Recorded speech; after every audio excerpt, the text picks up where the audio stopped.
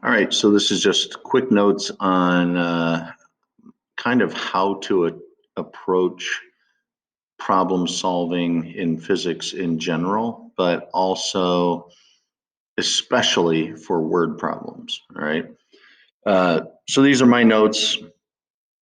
I always tell my students that in no way, shape, or form is the first step pick up a calculator and try and calculate or anything other than make a sketch. You want to sketch the situation, and as part of that situation, kind of as a good reminder, label the direction that you choose as positive or you choose as negative. Doesn't really matter. You'll get the same answer, and your work will be very eminently followable, if you will. The second thing I tell students is always label the known information, but a lot of times overlooked is labeling the unknowns. Put a question mark next to a variable if it's something you're supposed to solve for, or just something you normally have but isn't there. Put a question mark next to it. I also say label the zero variables. Um, Sometimes we take for granted that time is zero at a certain moment or velocity is zero at a certain moment. They say something is stopped or is still and then continues to move. When you don't show that information, you're less likely to use that information. I also put on there use proper variables and units. So don't write out the word velocity when you can write out just the letter V.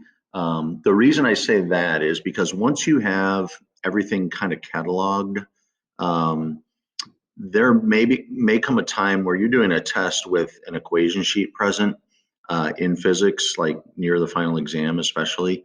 Um, and you will be more successful if you have the variables written out in the common form that they appear in the equation, because you can look and say, I have this variable, this variable, this variable, and I'm missing this variable. That is a solvable equation when there's one unknown in that equation. So that's why I tell you to do that. There's a reason or method to the madness, if you will.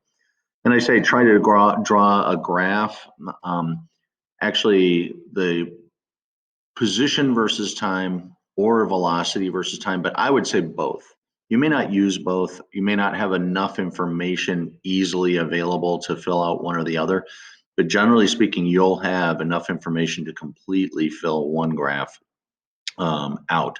And that usually is a clue for how you want to handle it.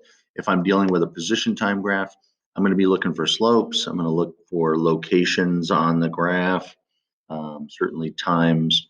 If I'm able to fill out completely a velocity time graph with negative or positive velocities on it, I'm going to be looking at areas probably or times, because area being useful information in terms of displacement. Then and only then I say try to write the corresponding equations, excuse me, AKA the mathematical model. And if you don't know what a mathematical model entails, it has proper units on slope and y-intercept, and it has proper variables, not x and y, off of the two axes, but position and time or velocity and time. Okay. And I don't mean the word, I mean the variable, V or T. I want you to use the actual letters because, again, you're going to be more readily able to locate an equation. And then, of course, I said evaluate the features of the graph. Depending on which type of graph you make, you may care about the slope of it. And I always say check the units of the slope or the area to make sure that they are meaningful. So, for example, the area under a position time graph, it's not going to have units that are worthwhile to us, because a meter on the position axis times a time, a meter second, that doesn't really mean much. Okay. So if you think in terms of units, sometimes that helps. And then and only then, step 6 in my laundry list of things to do is calculate. All right. That's when you pick up the calculator after you've set an equation or some kind of equality up. That's when you grab the calculator and solve for that one unknown thing. That's how you make sense out of very complicated physics problems.